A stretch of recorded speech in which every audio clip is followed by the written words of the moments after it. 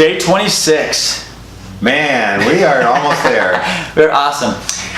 Hey, you guys, we're awesome. We are awesome. I do believe we are awesome. My wife says I'm not very humble, though. Yeah. You guys, we want to talk about the caloric theory of weight loss. And we've talked about that many times. When people come in to see me for the first time, I draw this little configuration of we feel like that you have to reduce calories and increase your activity. Then we reduce your calories, you feel hungry and tired, and then you eat more, and it's this vicious cycle. And we call it insanity when you do the same thing over and over again, expecting a different result. Everybody's heard that, has been in our program, has heard that caloric theory or that caloric paradigm. And we talk a little bit about what comes from that. What comes from that, one, is you don't lose weight consistently. Right. You lose it and gain it, lose it, gain it. But I think the worst thing that comes from that is shame. And that is that, we're losers because we can't follow that paradigm. We are unsuccessful because we don't have self-control to be able to do that. The bottom line is that theory was wrong, and it's never been right.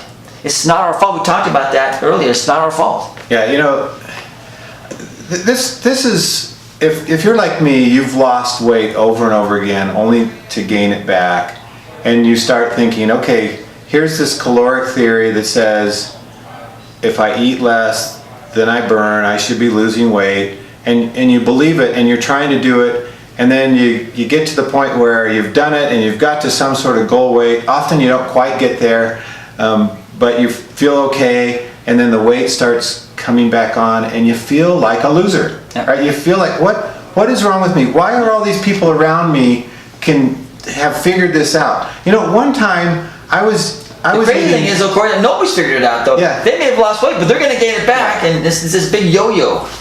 One time, I was eating 2,000 calories a day, and I was exercising 3 to 4 hours a day, and I still wasn't losing weight, right? And really, I was looking at myself, what a loser. Why can't I do that? Why can't I lose weight like that? And the point is, it doesn't work. Yeah, and this is a sad part for me as a clinician, Corey, is that clients will come in and they'll start having success. Yeah. But that shame and guilt is so manifest in their daily life and who they are. It's really hard to get rid of that. They have a deep feeling of shame and of hopelessness and guilt, and somehow it always comes back and sabotages their progress.